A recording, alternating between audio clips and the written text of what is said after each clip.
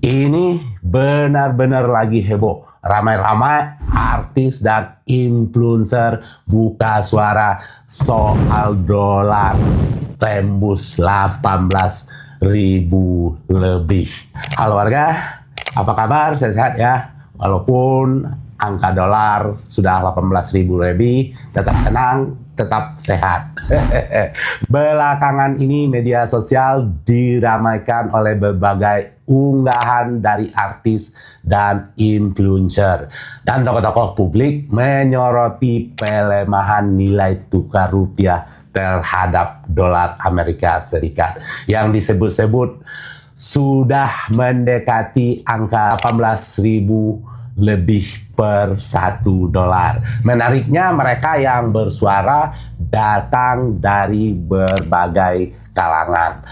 Terlepas dari pilihan politik masa lalu mereka, banyak masyarakat menilai langkah para figur publik ini sebagai bentuk kepedulian terhadap kondisi bangsa dan keresahan yang dirasakan masyarakat Indonesia saat ini. Salah satu yang menjadi perhatian adalah unggahan Maya Estianty. Ia menulis bahwa dolar telah menembus 18.000. Nah, pajak naik serta potongan admin marketplace juga meningkat. Melalui unggahannya, Maya mengajak masyarakat untuk berdoa agar diberikan rezeki yang cukup dan tidak mengalami kekurangan di tengah berbagai tantangan ekonomi saat ini. Jerome Pauline juga ikut menyoroti situasi tersebut dengan kalimat singkat. Ia menulis bahwa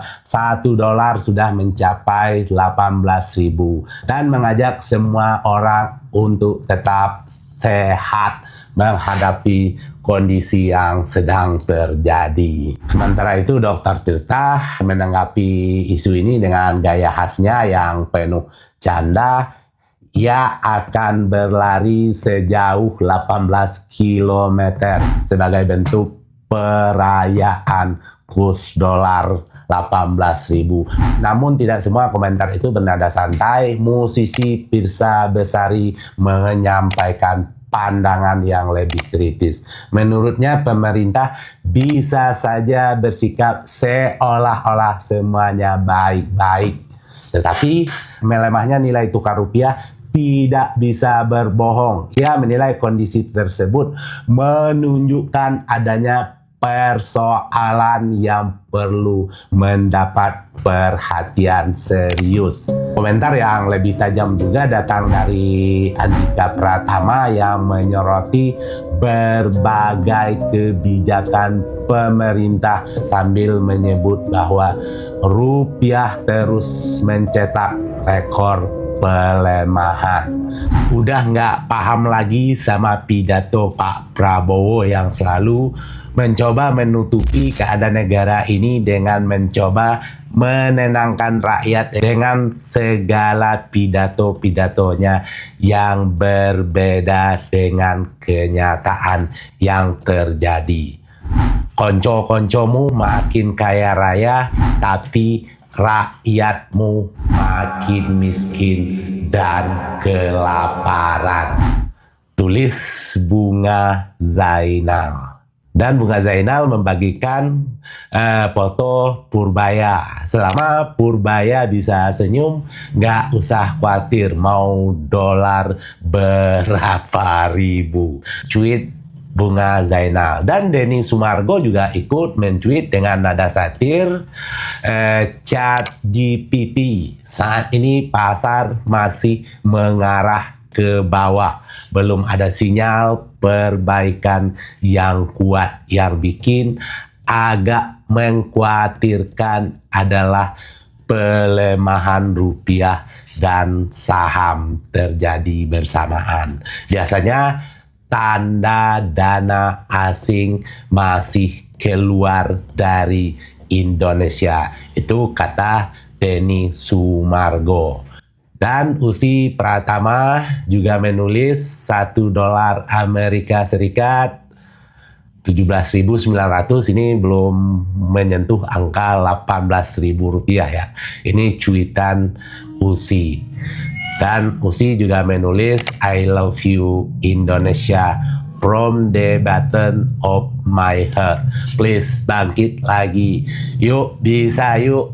Tweet si Usi Pratama, istrinya Andika. Fenomena ini menunjukkan bahwa isu ekonomi kini tidak hanya menjadi pembahasan para ekonom atau pelaku pasar. Bahkan para artis hingga konten kreator juga mulai menyuarakan keresahan yang mereka lihat dan rasakan sebagai warga negara Indonesia. Apalagi masyarakat bawah benar-benar merasakan dampak terpuruknya ekonomi saat ini. Saya sebagai rakyat biasa mengapresiasi keberanian para figur publik ini untuk menyampaikan pandangan mereka, terlepas dari apakah mereka pernah mendukung Presiden Prabowo pada Pilpres lalu atau tidak. Yang jelas mereka menunjukkan kepedulian terhadap kondisi bangsa dan kecintaan terhadap Republik Indonesia. Tentu saja setiap orang memiliki pandangan yang berbeda mengenai penyebab pelemahan rupiah. Namun satu hal yang tampak menjadi kesamaan adalah harapan agar kondisi ekonomi Indonesia semakin membaik dan kesejahteraan masyarakat dapat terus terjaga. Di sini ada satu pelajaran penting yang bisa kita ambil dari ramainya perbincangan ini. Suara yang muncul dari para artis, influencer, maupun masyarakat biasa sejatinya adalah bentuk kegelisahan yang disampaikan lahir karena rasa cinta terhadap Indonesia dan harapan agar negeri ini menjadi lebih baik.